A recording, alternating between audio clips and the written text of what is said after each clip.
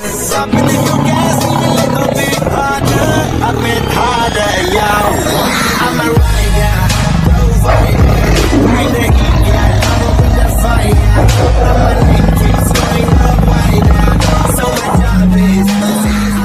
kalian yang belum subscribe, silahkan untuk menekan tombol subscribe terlebih dahulu. Aktifkan lonceng notifikasinya.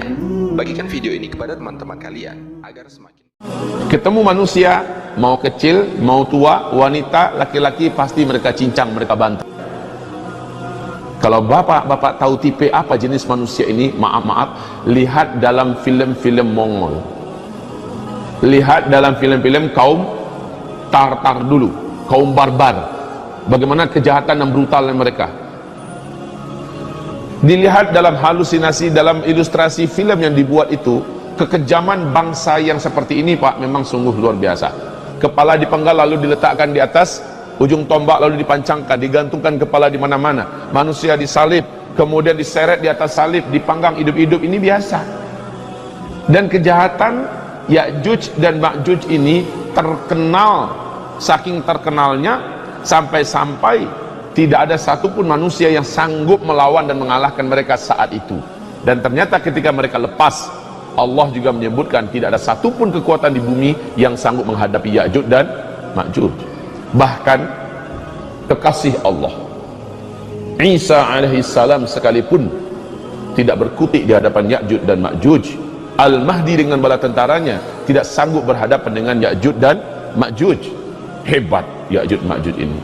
Lanjut, nyalakan api. Setelah besi ditemukan, dikumpulkan sebanyak-banyak yang bisa dikumpulkan, lalu cetakannya mulai disiapkan. Wallahi, saya sampai sekarang belum mampu membayangkan seperti apa Zulkarnain bekerja dengan bala tentaranya dan sekaligus dibantu oleh penduduk-penduduk lokal yang berbumi yang ada. Luar biasa, Pak. Dibuat cetakan yang akan menjadi dinding yang dicor nanti dengan besi.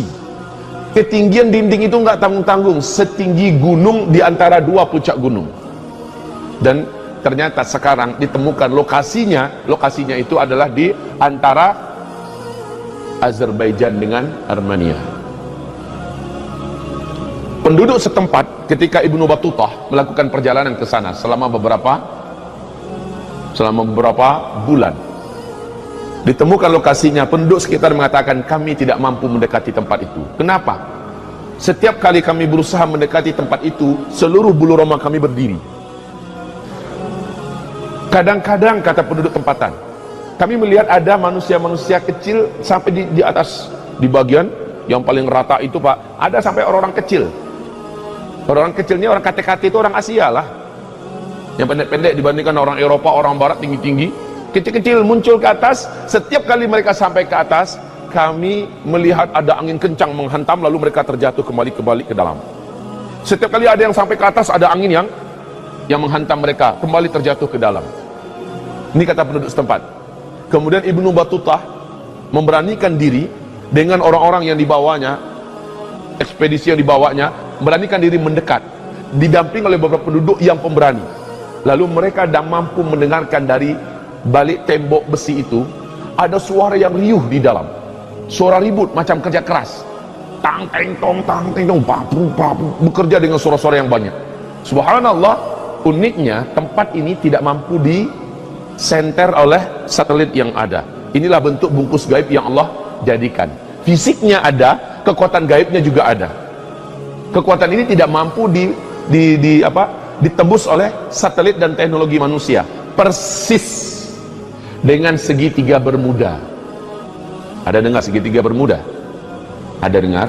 Segitiga Bermuda real, Pak. Tidak ada satupun pesawat yang lewat di atasnya melainkan hilang. Tidak ada satupun kapal yang melintas di atas area segitiga Bermuda hilang.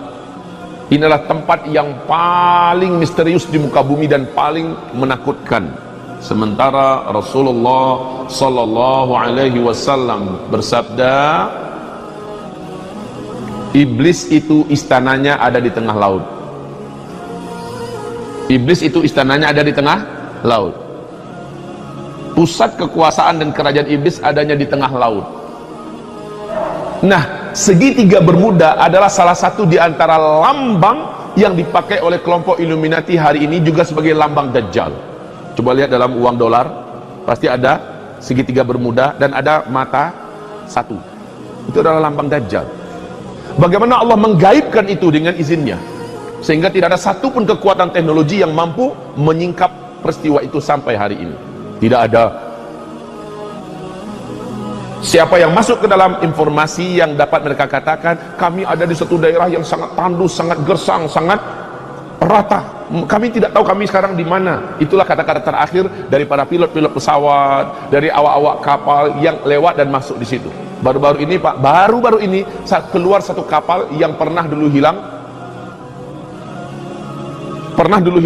Kapal ini baru saja keluar, ditemukan tanpa ada manusia. Tetapi catatan terakhir dari buku diari yang ada di dalam menunjukkan perjalanan terakhir orang yang ada di dalamnya.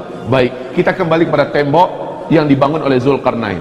Juga sama, digaibkan oleh Allah, padahal fisik temboknya ada. Allah maha mampu melakukan ini.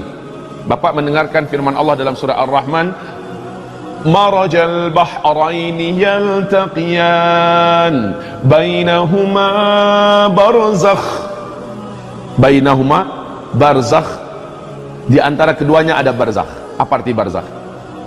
Dinding gaib atau tembok gaib. Subhanallah Pak, ada laut, airnya kelihatan nyatu, tapi kadar garam yang di sini dibandingkan kadar garam di sini berbeda.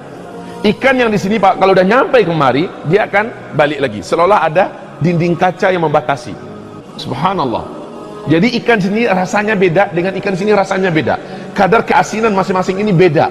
Subhanallah, marajal bahraini yaltaqiyan. Dindingnya nggak nampak, nggak kelihatan. Barzakh itu adalah dinding gaib yang sangat kuat, tidak bisa ditembus. Tapi kapal yang jalan di atasnya bisa jalan. Subhanallah kaum muslimin. Bagi Allah itu seluruhnya cetek. Tahu cetek? Kecil, gampang, ringan bagi Allah Subhanahu wa taala. Baik. Jadi Zulkarnain diberi ilham oleh Allah bagaimana cara membuat antara dua puncak gunung. Subhanallah. Kaum muslimin, ini gunung.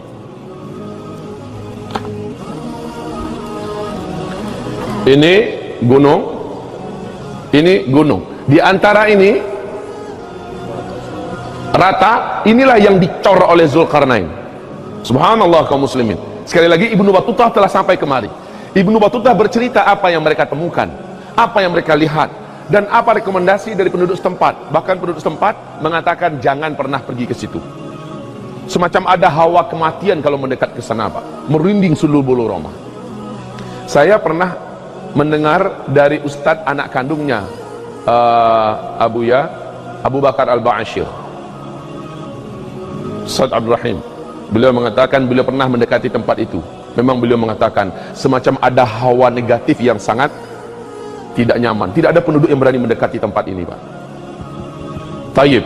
Dan ini ada janji dari Allah bahwa ada masanya nanti akan keluar. La ilaha illa anta subhanaka inni kuntu minadh dhalimin.